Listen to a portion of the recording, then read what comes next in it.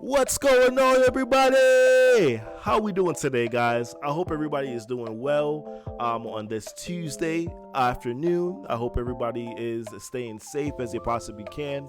But hey, I just wanted to come to you guys today with a video. Marvel Strike Force just dropped this blog post today, and I just wanted to take some time to just quickly react to it, and of course are looking forward to seeing what your guys' thoughts are, on these kind of particular updates too as well. So hey, let's just dive right into it, right? So 2020 preview, Doom Rising is what they call it. Obviously this is like the most exciting part about this whole blog post, is that they're going to be introducing Doom into the game.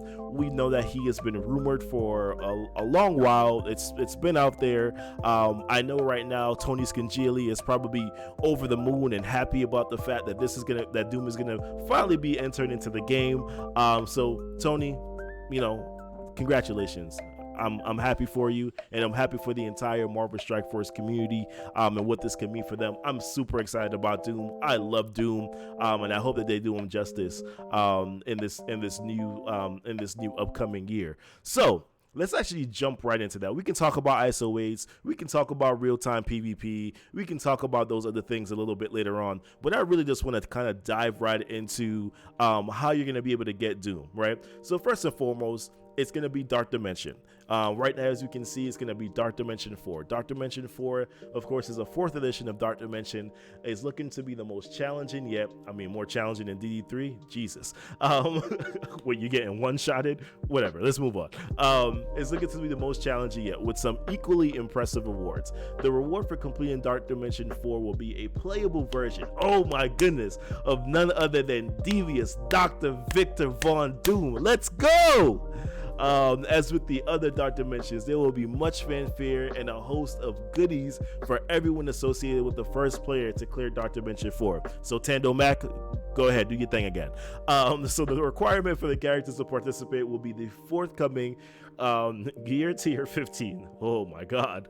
That just sounds intimidating already. We know that most players are still working on Dark Dimension, getting into Dark Dimension 3, and to assist in accelerating your process, we'll be making Gear Tier 14 more accessible, including adding superior gear pieces into a new story campaign. So, I'm excited about Doom, and I'm excited actually for Dark Dimension 4. And the reason why I'm excited about Dark Dimension 4 is because I think that what it does is that it extends the longevity of the game, right?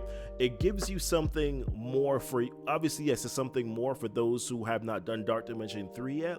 It definitely is something where you're just like, dang, like I got to do something else to progress. I'm never, and the tendency is to think, oh yeah, well, I can never beat the game or whatever the case is. But really, you don't necessarily want to beat the game. What you want to do is that you want to continually be able to progress in the game, and to do more in the game, right? So in my personal opinion, I think Dark Dimension 4, the release of Dark Dimension 4, is actually a very welcomed thing, because a few things, right? You're able to, once again, there's something else for you to shoot forward to, for you to be able to now try to get to and try to beat, right? But then also, typically when they announce a new mode like that, it also means that it's now easier for you to be able to get, as they say here, yes, you're going to have to get to Gear Tier 15, but now they're going to make sure that you can get the Gear Tier 14 pieces more, it's going to be more accessible for you. So for someone like myself who just did my resource planning guide, and I realized that I need like 1500 health catalysts and 1500 damage catalysts, and plus the lattice and the marrow extract and the molecular scan and all those other things that I need, a tachyon, like all those things that I know that I need that I cannot get right now, then this right here now gives me the opportunity, because they're going to be introducing a new story campaign, for me to be able to get those pieces easier. And also it's going to make it easier for those who are coming after me, right, to be able to do certain things. Now, I'm a mid-game player, so I'm definitely not one of those guys who are kind of like at launch players or close to launch players who have even progressed to Dark Dimension 3, but in a sense, they've already gone through kind of like the grunt work. So now it's going to be easier for me, someone who has not even gone in there yet, to be able to get some of those pieces easier than it was when they were trying to get them, right? So it actually makes it a little bit easier if you look at it that way too as well for you, who's maybe a mid-game player or an early game player who's looking up at doing stuff like doing content like that. It's going to make it easier for you, for you to be able to get there. And of course, yes, I mean, yes, now it looks like things are a long way away, but what you want in a game like this is you want to continually have progression. So for that reason, I think it's actually really good that they're actually going to be doing this. Now let's talk about the new story campaign, right? If you've been following the story of Strike and the campaign's Ultimus is now trapped in another dimension, and it seems that all is well. But just as it looks as though you're about to enjoy a respite, a new menace turns into gaze to threaten Earth. Prepare for the next chapter in the Strike Force saga, as Dr. Doom is about to take center stage, and he always has a plan. So as mentioned above, this is just an opportunity for you to be able to get those superior gear pieces, those mini uniques that you need to progress to gear tier 14. Now, my only concern with this is how hard are those story campaigns going to be?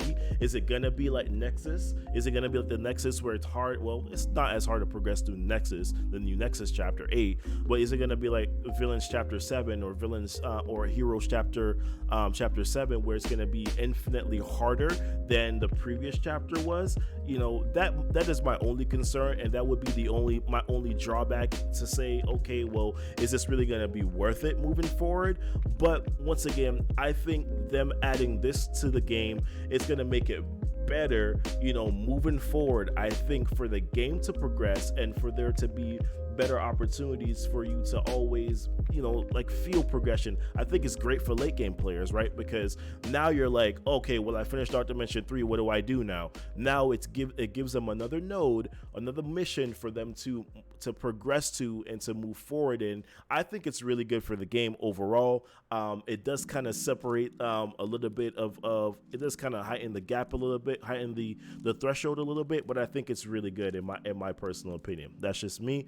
Let me know what you guys are thinking. Now let's go back up here. So one of the things that they also mentioned in here is Iso-8. So Iso-8 was rumored back to, as they said, October of 2019. There was some testing that was done. They received some feedback.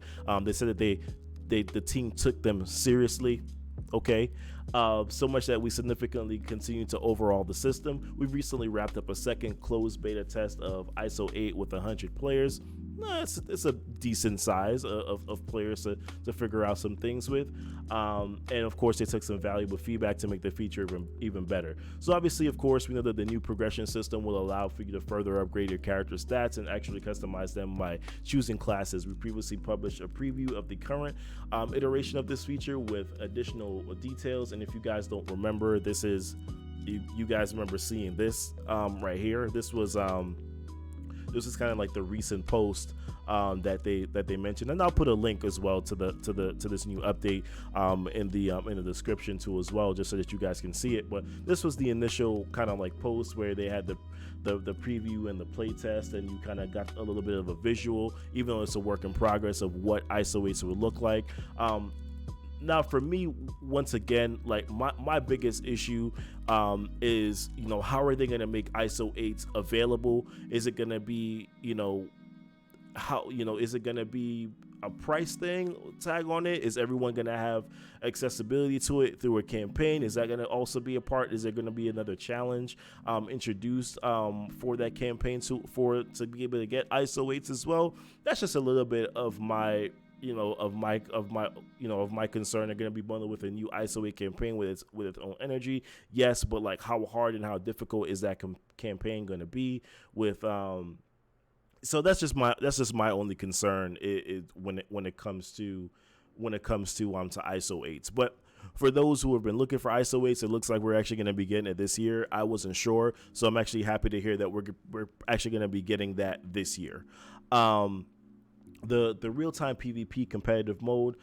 So by now many of you are likely participated in the versus battle feature where you draft a team and battle a friend and alliance member in real-time PvP. The dev team has reviewed the results and feedback about this feature, and many players have stated that they would like a competitive version of real-time PvP. Now, competitive for me can mean multiple things. Does that mean that we're going to be getting rewards for doing PvP, like more actual rewards, game rewards for doing PvP, or do they just mean that it's just going to be competitive in terms of you actually finding someone that is more related to your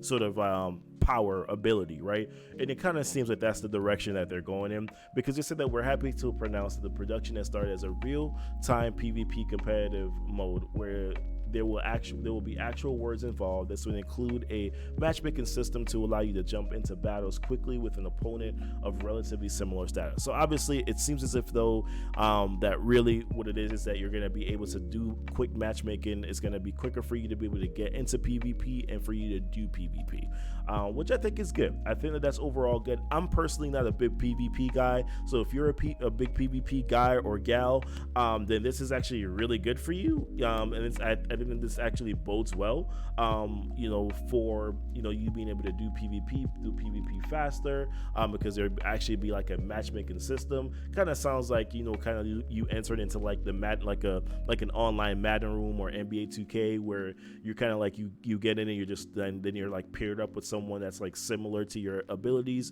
I think that that's actually pretty dope that they're actually doing that in the game. Still curious though to see whether or not they're going to actually give you additional rewards for doing PvP. I don't know exactly how they would do that, but I'm curious to see if they would actually be interested in doing something like that. That's just my thoughts too as well.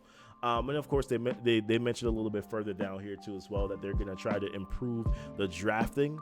While the drafting process is really cool, I actually like the drafting process. I don't like the actual PvP battles process. It just seems like a regular battle to me, but like the drafting process I actually like. I think it's pretty cool, but they're actually saying that they're trying to lessen the timing of the drafting process too as well. So if that's a really big sticking point for you, and I think that it's actually really good that they're going to be doing that also.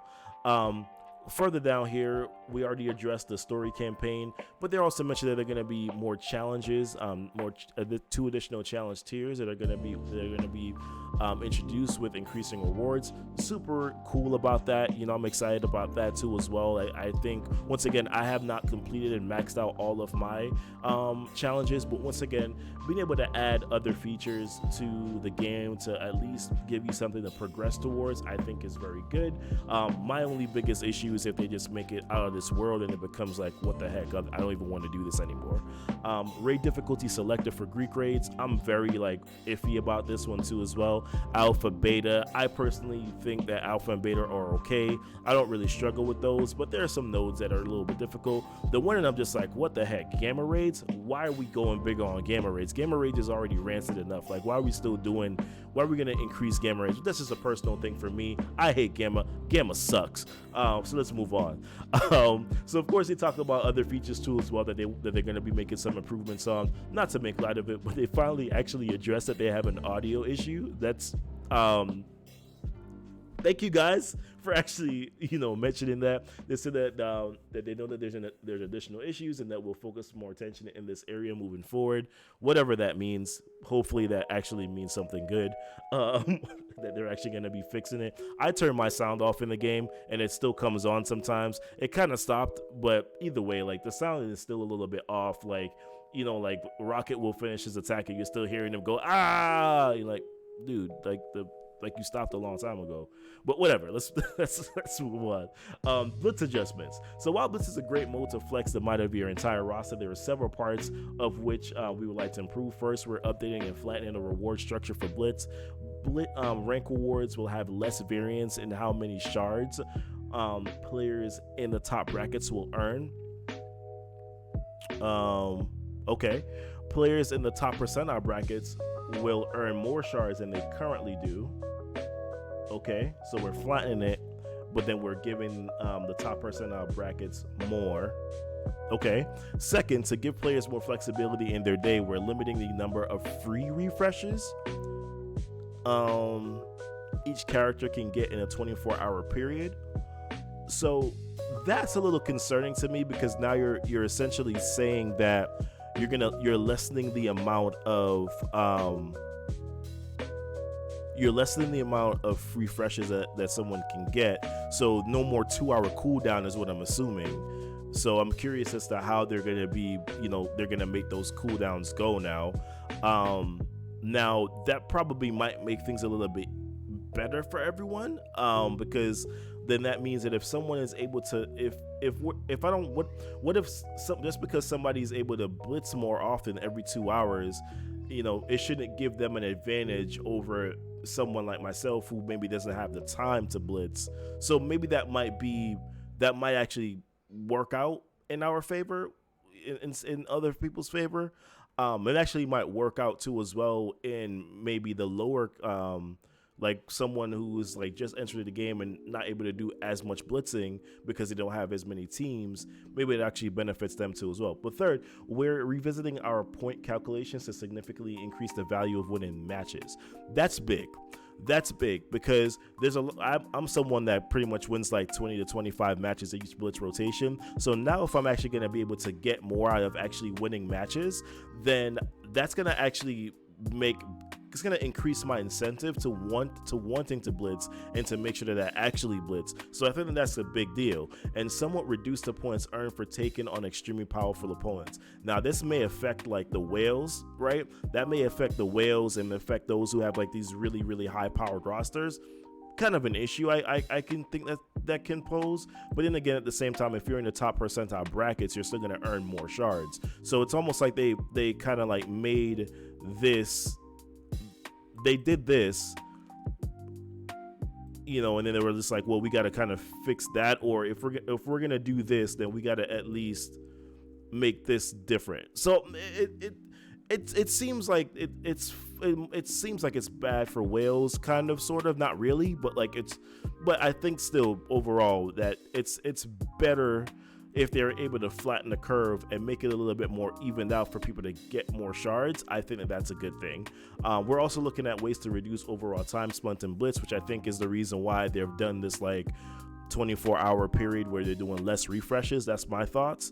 And will allow you to focus on other parts of the game. Obviously, they want you to probably focus on, PvP a little bit more, and of course the new challenges and preparing for Dark Dimensions. So I think that's one of the things that they're doing, to try to lessen blitz. Anything that can lessen blitz time would be cool. Next couple quick things, guys. This video is going on long enough. We understand that creating teams in the squad select screen can be cumbersome when searching for characters with specific tags. As a needed quality of life improvement, we'll be implementing the ability to sort characters in squad selection screen by the end of the year, with additional improvements coming later. I hope that the additional improvements is that they're going to actually give you more. They're going to give you different categories for save squads. That would, obviously, they didn't mention that specifically here, but one of the things that I would like for them to do is be able to give us additional things like, and I think many people have talked about this, like, can you give us different categories of blitz save squads, arena save squads, raid save squads? Like, can you give us different options of save squads? And then also, like, can you just give me the option to just edit a team and not have to create an entirely new like save squad? Like, is that something that you can do for us? Please do it for us. But yeah, that's pretty much it. At this point, there are a lot of players that have Wolverine 7 stars. Will be updating the all clear objective to identify players that have Wolverine at 7 stars, and if they do, we will instead reward a different type of resource.